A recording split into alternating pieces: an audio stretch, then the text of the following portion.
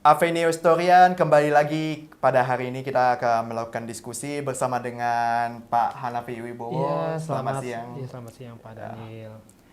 Oke, baru-baru ini kita mendengar kisah yang menyedihkan dari tanah Palestina ya Pak ya. Ya, benar sekali. Di mana banyak sekali korban jiwa, baik dari pihak sipil Iya, dan juga melibatkan perempuan dan anak-anak begitu Pak. iya. Itu benar sangat sekali. benar-benar meringis hati ya Pak ya. Iya, Dan itu benar-benar membuat situasi eh, di sana tidak hanya terjadi di sana, tapi iya, juga ke seluruh dunia. iya, Banyak dukungan terhadap Palestina, iya. tapi juga banyak dukungan terhadap Israel. Iya, benar Dan sekali. beberapa juga bentrok gitu. Ada yang bilang kalau ini yang salah, ini yang salah, itu yang salah, itu yang salah.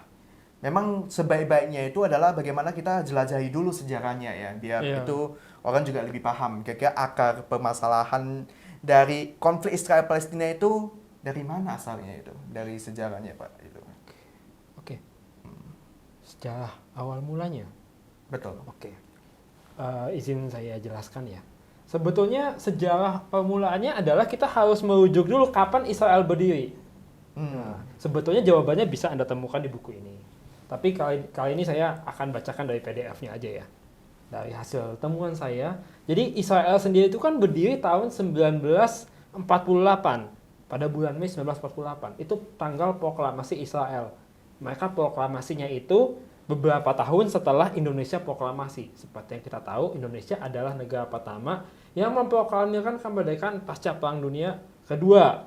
Nah, tapi Israel kemudian memproklamirkan tahun 48. Jadi selain Indonesia ada lagi beberapa, di antaranya Israel yang merdeka setelah Perang Dunia Kedua. Nah, Israel itu merdeka itu di penghujung kekuasaan Inggris di tanah Palestina, atau lebih tepatnya namanya mandat Britania atas mandat Liga Bangsa-Bangsa atas Palestina atau mandat Britania atas Palestina. Namanya bervariasi penyebutannya di media atau di literatur-literatur, tapi intinya begitu. Intinya kekuasaan Inggris di Palestina.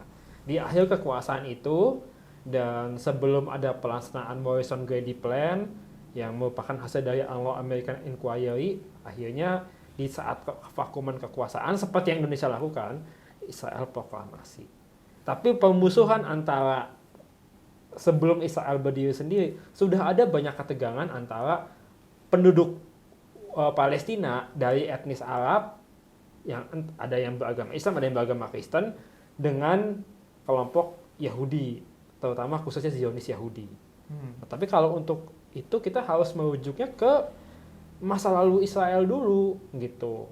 Kok bisa sih Israel itu berdiri gitu loh? Iya, betul. Saya lihat, saya baca ada beberapa yang berkata kalau pendirian negara Israel itu ilegal. Nah, Begitu, Pak. itu debatable. Itu debatable. Jadi kalau ilegal berarti Israel bukan negara, begitu. Iya, betul. Berarti Israel bukan negara dong. Karena mereka mendirikan negara mereka di tanah yang bukan milik mereka begitu. Gini. Kan syarat-syarat mendirikan negara itu kan harus ada wilayah, harus ada pemerintahan, harus ada pengakuan negara lain. Israel mendapatkan hal itu terlepas dari caranya salah atau benar. Ini gini-gini, kalau kita bicara negara sebagai produk hukum, hukum itu kan bukan sesuatu yang relate dengan perasaan. Gitu loh. Hukum is hukum. Banyak orang yang ngerasa keadilannya tercederai tapi karena putusan pengadilan misalnya belum memenuhi keadilan secara substantif. Tapi kan sudah ada putusan, gitu loh. Sudah ada putusan hakim. Nah, sama aja kayak Israel, itu masalahnya kan mereka sudah diakui. Mereka punya pemerintahan, mereka punya militer. Jadi ya mereka negara gitu. Mereka Jadi negara. berarti menurut Bapak Israel itu sebuah negara? Sampai saat ini iya, tapi kan memang belum diakui sama Indonesia. Jadi mereka bisa dibilang negara dengan pengakuan. Israel dan Palestina itu negara yang pengakuannya tuh masih terbelah. Jadi ada banyak yang mengakui Palestina, ada banyak yang mengakui Israel gitu. Tapi sebetulnya secara hukum, secara kelengkapan, memang Israel sudah punya kelengkapan itu, walaupun yang dilanggar Israel itu mungkin lebih ke etika pendirian negaranya gitu loh. Itu etika. Etika di atas hukum. Gitu. Etika itu di atas hukum. Itu. Secara hukum, oke, Israel boleh bilang iya, tapi secara etika gimana? Gitu loh.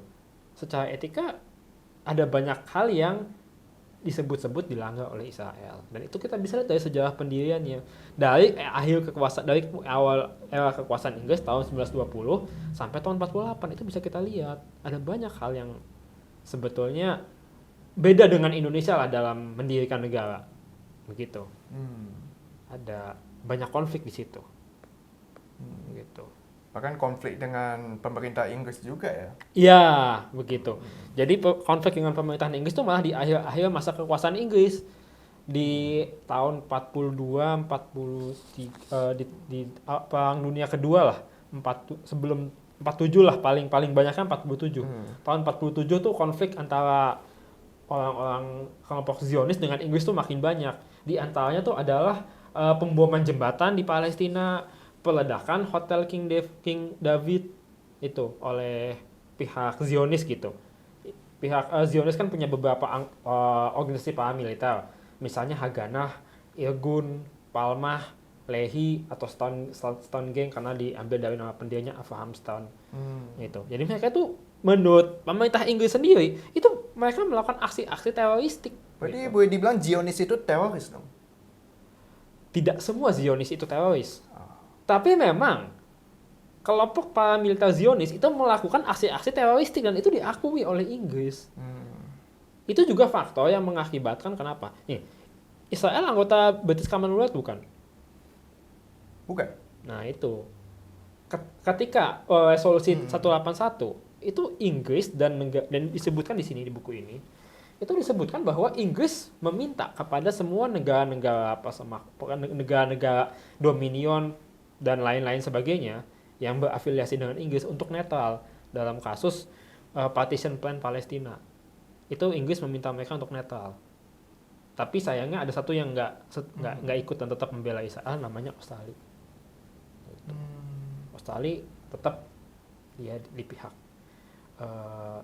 Israel, dan itu ada alasannya lah. Jadi, tapi itu pembahasan lain kali. Tapi intinya memang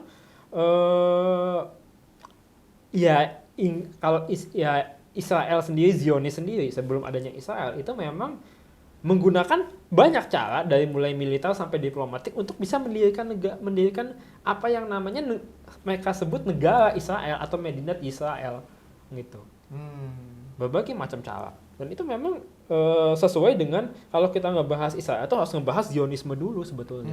Jadi Zionisme itu bermula dari mana? Oke, jadi Zionisme itu awalnya sendiri itu adalah konsep ya. Zion itu kan sebenarnya nama bukit lah, nama bukit di wilayah Israel atau Palestina yang sekarang itu ada bukit namanya Bukit Zion. Nah itu sebetulnya Zionisme itu adalah gerakan di mana orang-orang Yahudi di Eropa itu ingin kembali ke kampung halaman mereka, ke tanah yang dijanjikan gitu loh. Itu salah satu awal pencetusnya itu adalah Theodor Herzl lewat bukunya Der Judenstaat dan Altneuland. Itu dua buku itu di mana Theodor Herzl itu inginlah supaya orang Yahudi itu bisa pulang ke Palestina dan ya mendirikan lagi kampung halaman mereka di sana.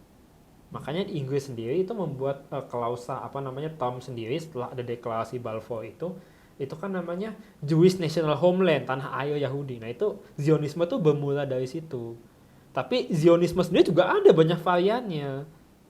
Jadi kelompok Zionis sendiri, orang Yahudi, tokoh-tokoh Zionis itu sendiri punya pemikiran yang berbeda-beda terhadap Palestina itu, terhadap orang-orangnya segala macam itu.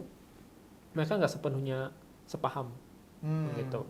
Jadi di Zionisme sendiri juga terdapat banyak aliran begitu. Nah, ada banyak aliran, tapi sebetulnya kalau kita lihat aliran-alirannya itu, nah jadi gini, aliran-aliran mainstream itu diantaranya adalah Zionisme politik, Zionisme kultural, Zionisme revisionis, Zionisme sama Zionisme buruh. Itu aliran-aliran utama dalam, sebetulnya di luar itu masih ada lagi. Tapi yang utama tuh itu. Nah, Theodor Herzl sendiri dan sahabatnya Max Nordau itu dari aliran Zionisme politik. Gitu. Ya.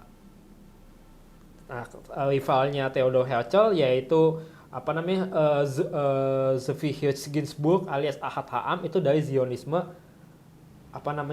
budaya. Nah, bedanya apa? Nah, jadi gini. Di bukunya Theodor Herzl yaitu Alt-Neuland, Theodor itu pengen ada negara Israel atau negara Yahudi lah.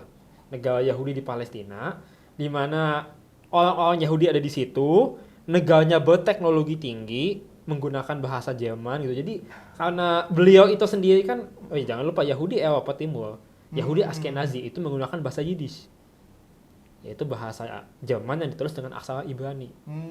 Itu bahasa Jerman, dialek bahasa Jerman. Jadi karena Theodor Herzl sendiri itu pengguna bahasa Jerman dan dia teman-temannya orang Jerman, dia hidup di negara Jerman, yaitu Austria, Imperium Austria. Jadi dia itu sangat kosmopolit. Nah, Ahad Ha'am itu ngerasa, loh kalau mau ngedirikan negara Yahudi, bangkitkan dulu budayanya gitu. Bangkitkan dulu budayanya di sana gitu loh. Bangkitkan dulu budaya asli kita. Itu kalau Ahad Ha'am, makanya dia sendiri dia pakai nama pena Ahad Ha'am, nama Ibrani gitu untuk menunjukkan bahwa saya tuh sangat menjunjung tinggi budaya Yahudi si gitu. paling Yahudi ya. Iya gitu. Karena dia anggap si Theodor itu Anda kurang Yahudi gitu. Ya, pertama kali saya dengar nama Theodor Herzl itu kukira orang Jerman asli.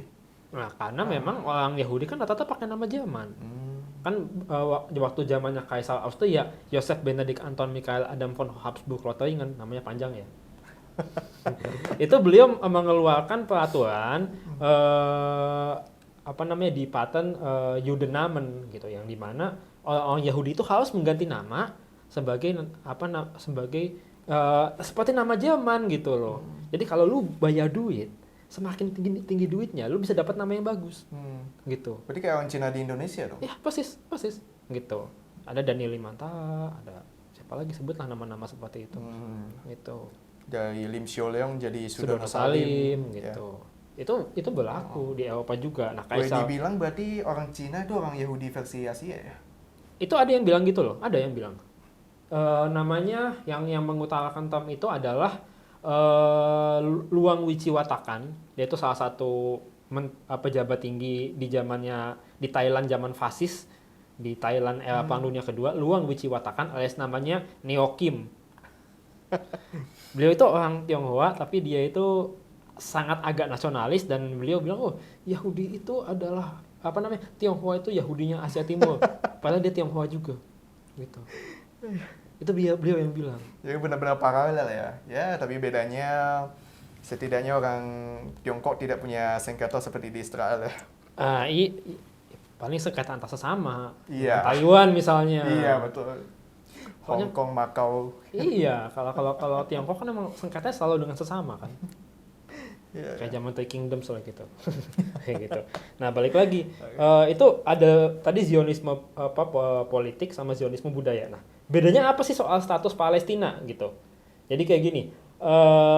Max Nodau, jadi gini, Theodor Herzl itu walaupun banyak konsep dia yang bikin konsepnya. Tapi kalau giliran dia diserang orang, dia itu pakai jasa temennya untuk ngomong gitu. Ya tameng ya. Iya, karena temennya itu lebih pintar ngomong. Namanya Max Nodau gitu. Max Nodau itu menganggap bahwa ya namanya orang Yahudi itu punya hak punya hak warisan, hak turun-temurun, hak sejarah atas wilayah Palestina itu, dan orang Arab itu hanya punya hak pakai gitu. Jadi kayak di Jogja itu kasusnya kayak hak milik sama hak guna loh kalau di Jogja gitu loh. Orang Tionghoa nggak boleh punya hak milik tanah, bolehnya hak guna. Nah, itu pola pemikirannya Max Nodau, pemikiran Zionisme politik. Jadi ya orang Arab itu ya udah lu kayak Anda itu ya udah gitu.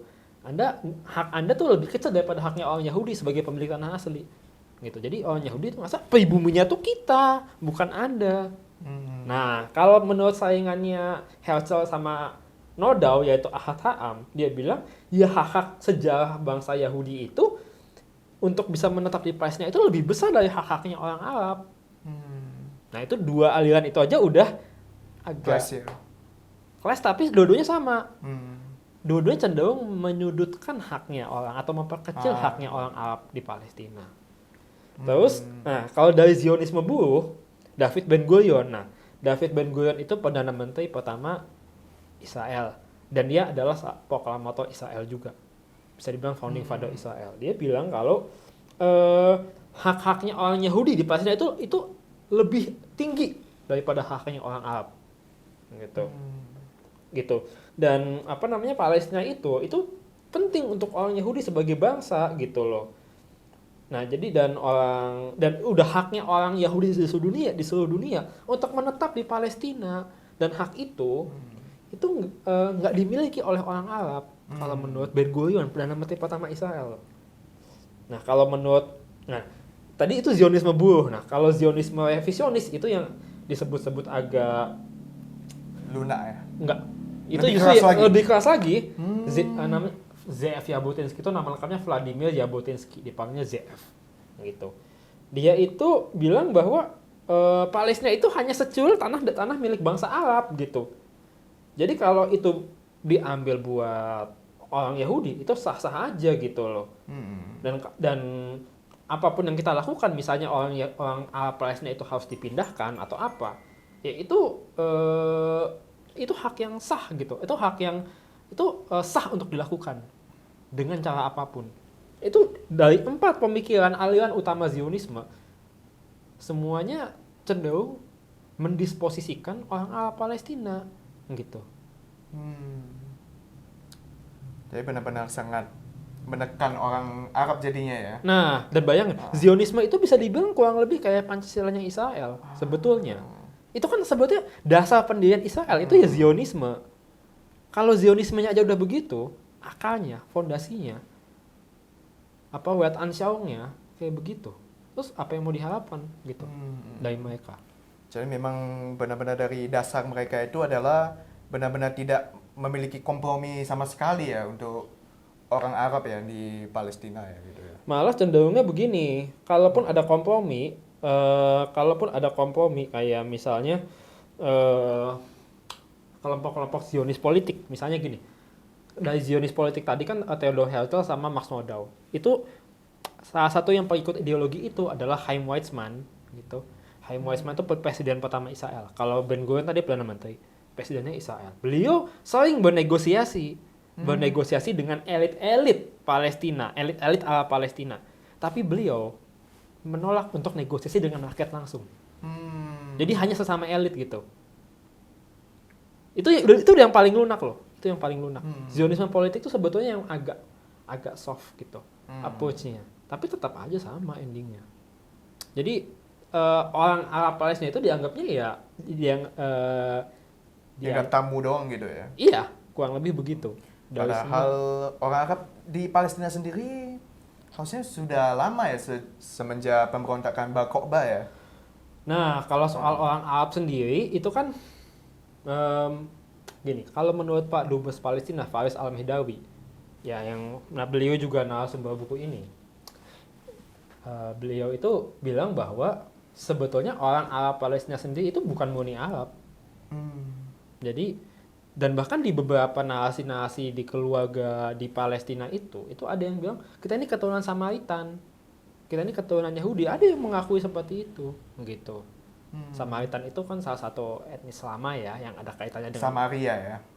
Iya, kan ada kalau di Alkitab ada Good Samaritan atau apa? Iya, orang Samaria. Iya, itu. Itu di sini keturunannya itu ini nggak ada hubungan sama politik ya, kebetulan aja stempelnya orang politik. Itu Budiman Sujatmiko sama Hasto Kristianto itu berdasarkan tes DNA yang of course Anda bisa cari beritanya, itu mereka keturunan Samaritan. Itu. Nah, itu Hasto bangga soal itu.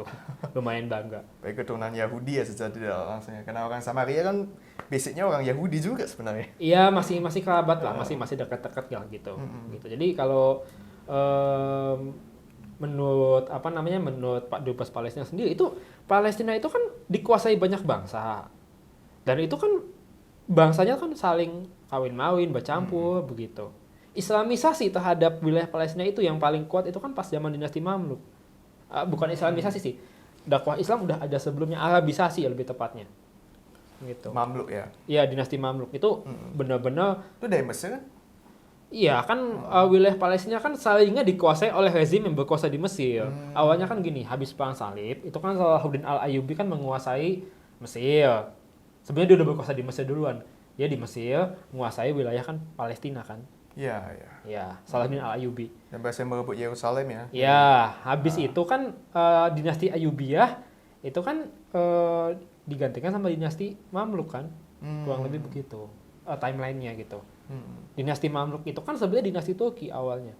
Oh. Budak-budak Turki. Jadi mereka punya polisi sendiri gitu. Jadi ya Arabisasi lumayan kenceng di zamannya dinasti Mamluk itu. Jadi nah, tapi orang-orang Arab Palestina itu walaupun berbahasa Arab dan berbudaya Arab, tapi soal genetik asal usul itu beda-beda. Gitu. Karena memang tempatnya emang melting pot gitu. Kebetulan aja ya mereka memakai budaya Arab gitu ya. Kebetulan gitu. Dan itu diakui. Nah, di buku ini juga dijelaskan itu juga jadi pertimbangannya Inggris sama Prancis di Sykes-Picot Agreement juga itu kenapa gini. Sering disebut kalau Sykes-Picot Agreement itu adalah bentuk ingkar janjinya Inggris sama Prancis terhadap orang Arab lah gitu. Jadi katanya dijanjikan itu buat Sharif Hussein ya. Tapi ujung-ujungnya diambil sama Inggris Prancis. Tapi kalau menurut ngelesnya Inggris, Palestina itu tidak murni Arab gitu. Jadi saya ambil aja gitu. Gitu itu ada, itu dibahas di buku ini. Berarti juga. benar-benar by genetik ya. Iya, itu dianggap. Inggris lihatnya. Iya, jadi dianggapnya ya karena asal usulnya bukan Arab, karena asal usulnya itu dulu tanahnya orang Yahudi, tanah Romawi. Jangan lupa, Inggris namain wilayah itu Palestina kan, menamai ulang. Di zaman Ottoman kan namanya bukan Palestina sebetulnya nama resminya. Tapi apa? Ada awalnya dulu Vilayet Suriah, terus apa Kudus Syarif Mutasyarif ini. Yeah. Jadi lebih ke kesyarifan tanah suci kalau di bahasa Turkinya. Kudus Syarif. Jadi berarti nama Palestina sebelumnya kan setelah pemberontakan Bar Kokhba nama Judea diganti Ya, jadi Yudea.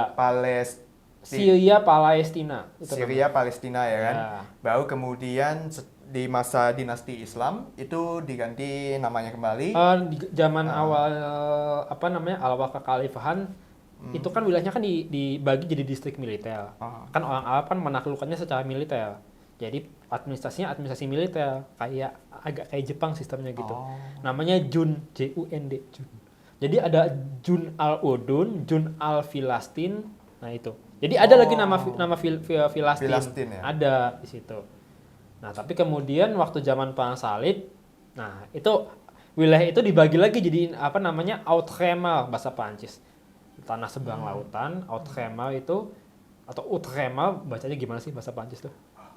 Nah, jadi Prancis mana dulu itu Prancis Perang Salib itu memakai Prancis Tengah sih, udah beda banget pengucapannya sama Prancis sekarang. Wilayah itu dibagi-bagi menjadi kerajaan Yerusalem, County Edessa. County itu di sini apa ya? Kadipaten. Kadipaten kan duchy ya. Itu mungkin setingkat di bawahnya itu mungkin kecamatan seharusnya entahlah. Tapi ada Edessa, ada Tripoli gitu, ada Antioch dan ada kerajaan Yerusalem. Kerajaan Yerusalem itu kan yang kita tahu ada rajanya yang terkenal itu namanya Balpin IV yang pakai topeng. Ya, waktu zaman Perang Salib. Nah, itu kan jadi di situ kan dibagi-bagi oleh pasukan salib. Jadi akhirnya nama Palestina itu sendiri sempat terlupakan dari nomenklatur umum. Lalu habis itu kan diambil lagi sama pasukan Islam. Terus zaman Ottoman itu ya udah namanya nggak pakai nama Filastin, walaupun nama itu masih ada di benak rakyat ya, di benak orang-orang. Tapi udah terlanjur tergantikan dalam nomenklatur resmi, dalam nomenklatur politik. Makanya ketika habis Perang Dunia I, orang-orang Palestina itu sendiri ngerasanya orang Suriah Selatan.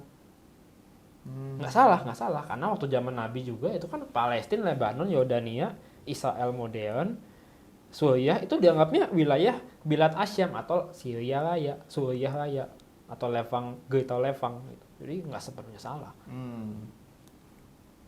Gitu. Jadi identitas Palestina sendiri itu identitas yang memang kebanyakan dikonstruk sama pihak eksternal. Gitu. Dan Israel di situ sangat mengkapitalisasi situasi demikian. Gitu. Jadi boleh dibilang Israel memancing di air keruh begitu ya? Memang betul. Israel memancing di air keruh karena kalau kita lihat apa cara-cara mereka itu kayak gini. Kelompok Zionis itu pertama kali bisa dapat izin lepas senjata diri itu setelah ada kerusuhan Arab tahun 1929. Tapi senjatanya itu sudah dipersiapkan duluan. Tinggal udah dipesan, tinggal datang habis itu. Hanya memanfaatkan momentum berarti. Hanya memanfaatkan momentum. Itu mereka belinya dari Ceko senjatanya. Ada juga dari Belgia. Jadi mereka udah pesan. Nah, ketika ada kerusuhan, mereka tinggal bikin organisasi paramiliter. Waktu itu masih Haganah ya.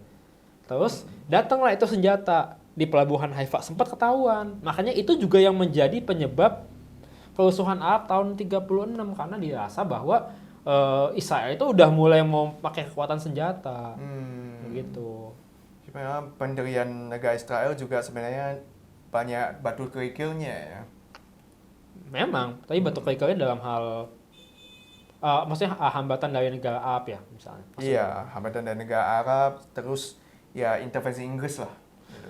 Iya memang. Nah ini juga trikinya gini. Jadi Inggris sendiri kalau kita dibilang di Churchill White Paper 1922, if I'm not mistaken, itu memang Inggris sendiri mendefinisikan Jewish National Homeland itu bukan negara Yahudi atau bukan negara Israel. Kewajiban Inggris ya itu adalah orang Yahudi itu punya homeland tanah air, kalian di situ gitu loh. Tidak jadi negara. Gitu. Itu Inggris penafsirannya. Penafsiran orang Zionis beda cerita. Mungkin Inggris itu maunya kayak Singapura gitu. Ada orang Arab, ada orang Melayu, ada orang Arab juga pasti orang Melayu, orang Tamil, orang Tenglang, Tionghoa di situ hidup dengan damai, berdampingan, bergandengan tangan satu sama lain. Iya, gitu. Maunya begitu mungkin sebetulnya. Karena kan mandat dari Liga Bangsa-Bangsa sendiri adalah bahwa Palestina harus diurus oleh Inggris sampai mereka siap merdeka. Pertanyaannya yang akan memproklamirkan siapa nantinya? Berarti boleh dibilang kegagalan Palestina merdeka itu disebabkan karena mereka kalah cepat dengan Israel ya? Emang. Sejujurnya iya. Kalah cepat kenapa? Karena Israel itu ketika itu sudah siap segala macam. Diplomasinya siap, militer siap, many things siap. Sedangkan Palestina, sorry to say, itu mereka mindsetnya kebanyakan. Jadi gini, orang Palestina sendiri itu ada bisa dibilang ada stratanya tuh dibagi jadi Felahin, Beladin, Felahin sama Beduin. Beladin itu manusia-manusia yang tinggal di kota, terus Felahin itu petani, sama Beduin itu yang ya orang-orang yang tinggal di gurun itu yang agak nomaden lah gitu loh. Gitu. Nah, tapi agak Baduy ya? Iya, tapi masalahnya yang terdidik itu masih sedikit di Palestina itu. Dan mereka rata-rata mindsetnya tuh masih, kita bisa lihat dari perlawanan tahun 36 sampai 39, itu sifatnya masih kedaerahan. Jadi masih ala-ala perjuangan Pangeran Diponegoro gitu. Jadi belum kompak ya gitu? Belum kompak. Dan apalagi elitnya pun, kayak keluarga Husaini sama keluarga Nasasibi, itu juga berseteru. Dan itu yang dikapitalisasi oleh Israel. Jadi Israel juga memanfaatkan kesempatan itu ya? Iya, Israel memang jangan lupa Israel sendiri, Zionis itu juga tidak satu suara, tapi tujuannya sama. Gitu. Mereka tidak kompak, tapi punya satu tujuan yang sama. Iya, metodenya gimana? Nah, begitu. Kayak Haganah kan ada, Irgun itu kan lebih radikal dari Haganah. Tapi apakah Haganah itu menindak Irgun? Pertanyaannya itu. Mereka punya tujuan yang sama ya. Iya, dan nanti ujung-ujungnya walaupun organisasi paramiliter itu pecah, nanti tahun 48 digabungkan jadi IDF, Israeli Defense Force. Digabungkan jadi satu lagi. Sedangkan Liga Bangsa-Bangsa ketika ngelawan IDF, itu mereka masih tidak satu. Ketika Liga Arab ketika tahun 48 itu mereka kan tidak kompak. Semua punya motivasi masing-masing. Iya. Makanya itu banyak yang bilang jadinya dijadikan narasi kayak gini. Israel baru diproklamasikan nih. Iya. Tiba-tiba diserang dari berbagai jurusan dari negara-negara Arab dan Israel menang. Itu karena ada campur tangan Tuhan gitu. Padahal itu penyebabnya karena kurang kompak ya di antara negara Liga Arab ya. Oke, jadi Liga Arab itu kayak seperti yang dijelaskan di sini. Masalahnya mereka itu juga pasukannya itu banyak direkrut secara ad hoc. Jadi pasukannya banyak yang tidak terlatih. Juga ya, sumber dayanya itu agak-agak kurang bagus dan antara komandan masing-masing negara itu tidak berkoordinasi. Nah kayak gini loh misalnya. Di antara anggota-anggota Liga Arab yang paling banyak dapat tanah, paling banyak win streak-nya ngelawan Israel dan ngedapat wilayah Palestina paling luas itu siapa? Mesir. Bukan, Yordania. Oh, Yordania ya. Oh. Tapi Barat itu kan Yordania yang menguasai. Ah, Pertanyaannya kenapa kok bisa Yordania? karena punya backing Inggris. Karena jenderalnya John Gluck Pasha itu jenderal Inggris. Jenderalnya orang Inggris yang sudah terlatih. Kalau jenderalnya itu punya strategi yang bagus, pengetahuan lapangannya bagus, dia bisa menang. Habis itu yang kedua baru Mesir. Mesir dapat Gaza. Tapi kan Gaza lebih kecil dari tepi barat. Iya ya. Nah, Berarti Yordania dulu ya. iya Yordania dulu. Dan di situ jangan lupa, ini yang orang juga agak belum paham. Berperang di wilayah Palestina itu nggak gampang loh. Kenapa saya bilang nggak gampang? Ada wilayah rawa-rawa di utara tepi barat juga. Ada kota-kota di Palestina itu agak sempit jalannya. Agak naik turun juga. Itu kan berarti harus perang kota. Perang kota strateginya beda dengan perang gerilya. Perang kota itu gampang di-ambush loh. Dan itu kan strateginya intinya beda lah. Berperang di ruang sempit. Di narrow space. Itu beda. Terus di selatan, di Negev, itu gurun pasir. Jadi pasukan seperti apa yang harusnya bisa perang di situ? Pasukan yang kenal medan.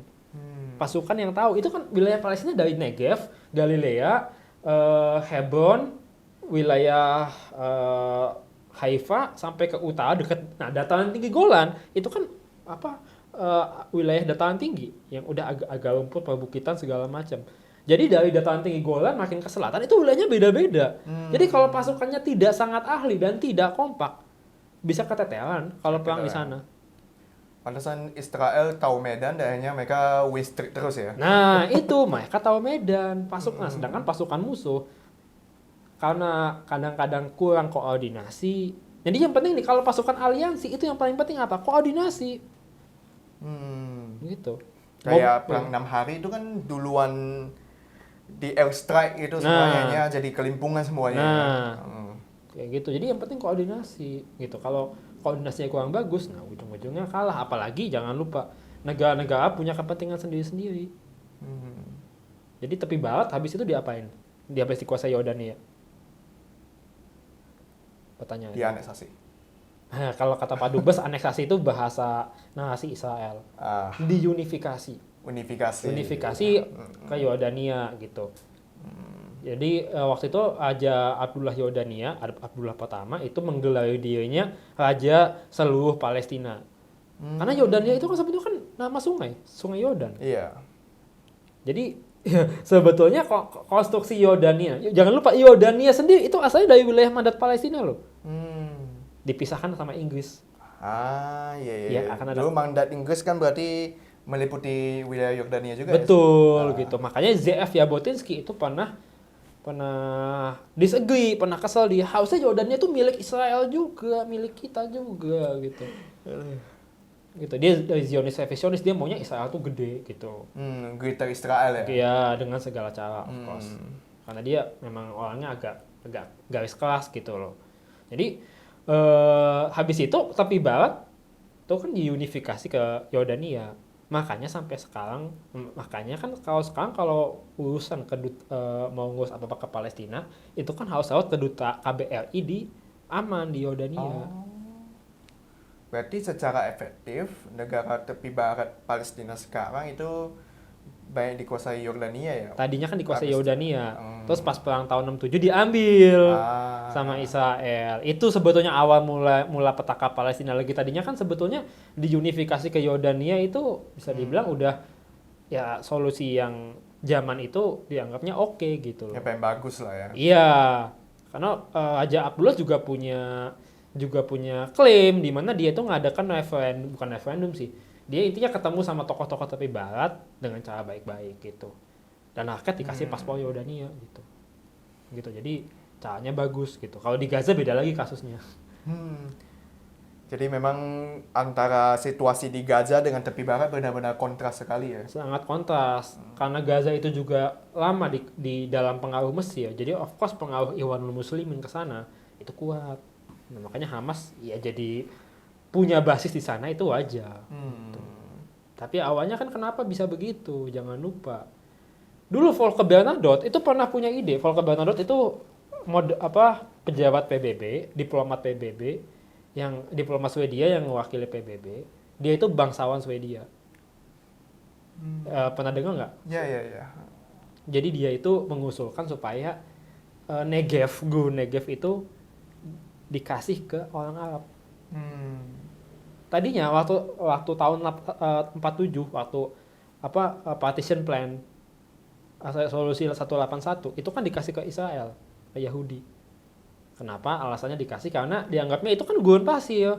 Jadi menurut perspektif PBB, wilayah yang subur itu buat Palestina, yang nggak bagus itu buat yang nggak bagus dikasih lebih banyak, tapi ke Israel. Jadi Israel dapat wilayah lebih banyak tapi nggak bagus, nggak subur. Nah, orang Arab dikasih wilayahnya lebih kecil tapi wilayahnya subur. Jadi merasa kelihatan lebih adil gitu ya. Menurut PBB itu lebih adil. Nah, menurut orang Arab, kok nggak fair sih? Dikasih wilayah kecil gitu. Nah, kan karena masalahnya kalau kita lihat populasi Yahudi sebelum tahun 40 sebelum Nakba itu kan juga Yahudi juga masih kecil sekali di sana. Gitu. Tapi ada rencana dalet pengusiran waktu Nakba itu jadi hanya mereka makin banyak. Nah, tapi Volker Bernadotte punya pemikiran yang beda. Mending Negev dikasih ke Arab buat menghubungkan Gaza sampai tepi barat. Tapi Israel nggak mau. Makanya Volker Bernadotte akhirnya dibunuh. Iya. Dan dibunuh sama pihak Zionis berarti ya? Pihak Zionis. Dan salah satu inisiatornya itu namanya Menachem Wolfowitz Begin. Itu juga kemudian jadi Perdana Menteri Israel, seingat saya. Dan waktu itu pembunuhnya itu nggak lama kemudian dibebaskan, jadi nggak ada konsekuensi dari mereka ngelakuin itu. Jadi benar-benar pelik ya, bahkan yang mengusulkan solusi terbaik ya orang Israelnya gak suka gitu.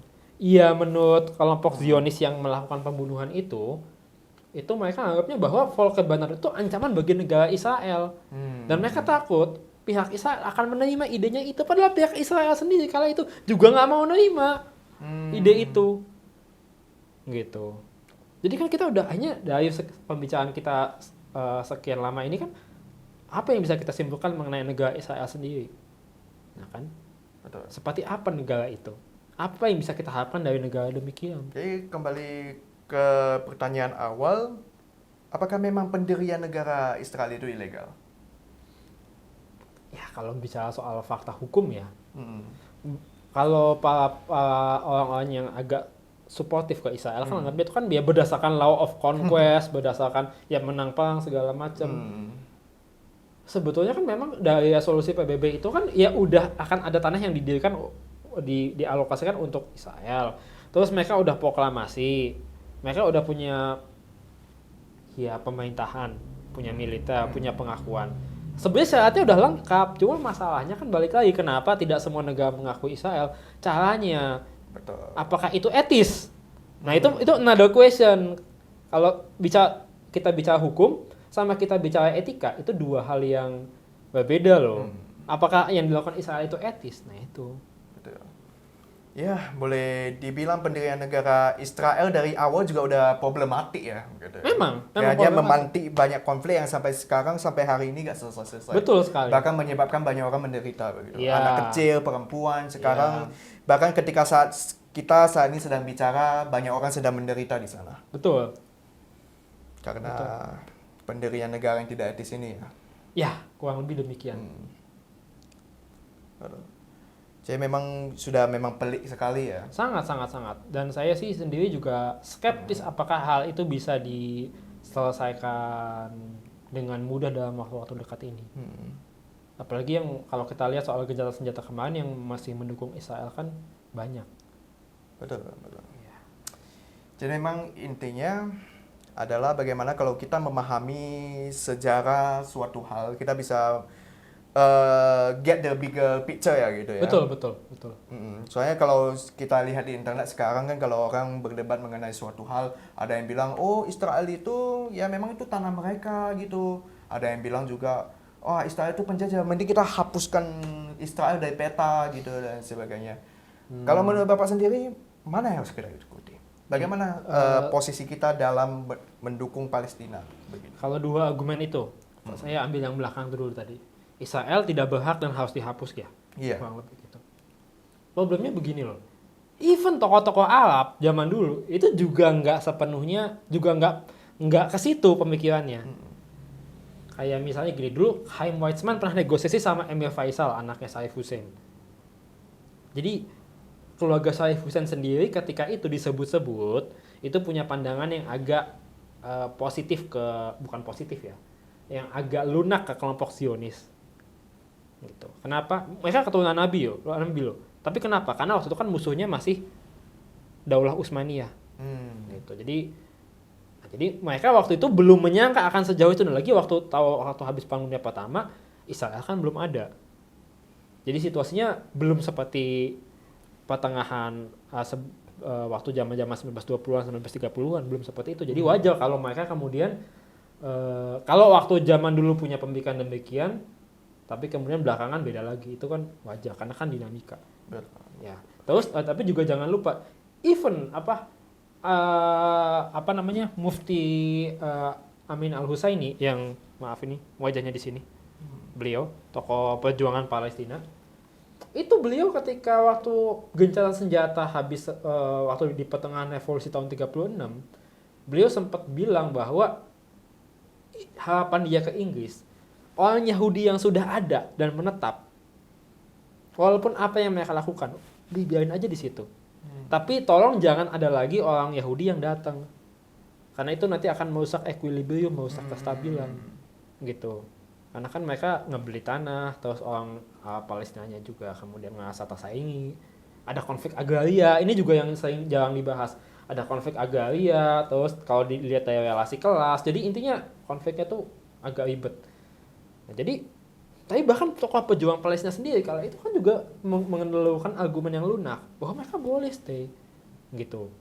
Yang sudah datang, yang asal sudah tidak mengganggu keseimbangan, asal tidak mengganggu penduduk di sana lah ya. Iya, karena masalah Palestina dengan Yahudi itu kan ada konflik agraria di mana orang pengembang Yahudi banyak beli tanah di sana karena difasilitasi Inggris juga. Terus orang Arabnya kemudian kehilangan mata pencarian, ya mirip-mirip kayak kasus pulau yang belakangan. Ya itulah yang belakangan lagi hangat-hangatnya. Itu mungkin yang kita bisa bahas nih. Ya, itu konflik agraria dibumbui konflik agama. Plus juga ada relasi soal budaya ya. Sebelumnya udah ada orang Yahudi di Palestina. Terus tiba-tiba ada orang Yahudi lain yang datang dari Eropa Timur dengan pakaian, adat, dan budaya yang agak berbeda. Jadi kan buat orang Arab Palestina kan juga agak bingung ini ngelihat ada pendatang baru yang. Oh iya, satu lagi saya tambahkan. Kalau bicara soal pendirian Israel, itu yang penting perlu dibahas adalah kibbutz. Sebenarnya poinnya 3. Zionisme tadi udah kita bahas. Kedua aliyah, ketiga kibbutz. Zionisme tadi udah kita bahas kan. Yeah. Nah, terus aliyah itu orang-orang Yahudi, proses orang Yahudi datang lagi ke Palestina. Namanya aliyah prosesnya. Yang ketiga kibbutz. Kibbutz itu apa? Kibbutz itu tanah-tanah yang di Palestina yang dikelola oleh orang Yahudi, oleh pendatang Yahudi itu dari Eropa. Nah, dan uniknya ini David Ben Gurion sendiri Perdana Menteri Israel menganjurkan agar orang Yahudi itu mengolah tanah itu tanpa bantuan orang Arab. Supaya bisa menimbulkan militansi, semangat membangun negara. Nah, akibatnya apa? Orang Arab kerja di kota, orang Yahudi membangun tanah di desa. Iya. Jadi masing-masing tidak terjadi. Hubungan. Iya. Komunikasi aja. Tidak berkomunikasi, hubungan tidak terjadi saling pengertian gitu. Karena masing-masing ya membeda orang Yahudi itu agak bersikap eksklusif dalam hal itu gitu. Ya tersegregasi ya masyarakatnya ya. Iya. Nah, itu juga poin pentingnya, ada segregasi, ada gentrifikasi, ada konflik agraria di situ. Jadi ya akibatnya ya seperti yang itu. Tapi kalau tadi pertanyaannya tadi soal penghapusan Israel itu, Itu mungkin mustahil itu ya. mustahil. Dan memang orang Yahudi juga punya hak di sana, juga punya hak, itu ada sepenuhnya benar. Tapi masalahnya kan gini, hak Anda itu tidak membenarkan Anda untuk ngambil hak orang lain. Kalau kita baca tadi pendapat-pendapat tokoh Zionis, itu kan mereka ngerasa hak mereka itu selalu di atas hak orang-orang itu. Iya. Padahal sebetulnya kayak gini, kalau di Haifa, Tel Aviv itu kan bisa dibilang kota yang dibangun dengan usahanya orang Yahudi. Kenapa harus ngambil wilayah-wilayah orang Arab pas Nakba? Kenapa ada rencana Dalet? Kenapa ada pengusahaan etnis? Ada pembasian etnis? Boleh dibilang mereka terlalu serakah juga ya. Nah iya, demi keamanan, dengan dalih demi keamanan negara Israel, demi keamanan orang Yahudi, mereka ngelakuin hal seperti itu. Bukan mencuri hak orang lain ya. Iya, even Golda Meir kan tinggal di rumah milik orang Palestina, yang namanya Hanah Ibrahim Bisharat. Gitu. Berarti mencuri rumah orang lain ya itu ya. Ya memang, iya. Ya, iya yang dipermasalahkan tuh kenapa harus begitu sih, kayak gitu loh. Betul. Sebenarnya kalau misalnya orang Yahudi mungkin menurunkan ego mereka, mungkin mereka bisa hidup berdampingan dengan damai dengan orang Arab, dengan orang beragama lain lah, begitu ya. Ya. Tapi kan ini kan balik lagi politik Pak kaum Zionis ini kan sebetulnya kurang lebih sengaja bahwa mereka tuh harus punya musuh selamanya supaya militansi mereka kuat, negara mereka kuat dan terus. Jadi caranya tuh kayak gitu mereka. Jadi kalau mereka mengambil jalan pasif, dikhawatirkan mereka akan jadi lemah dan mungkin akan bisa diambil karena mereka sedikit. Jadi caranya tuh begitu. Jadi memang dari awal pendirian negara Israel udah toksik banget ya pemikirannya ya. Ya benar kalau menurut kita. Kalau menurut mereka itu wajar-wajar aja. Padahal kalau pakai perspektif kita itu udah toksik banget ya, kayak lu ya terus-terusan perang aja kalau gitu jadinya. Ya memang.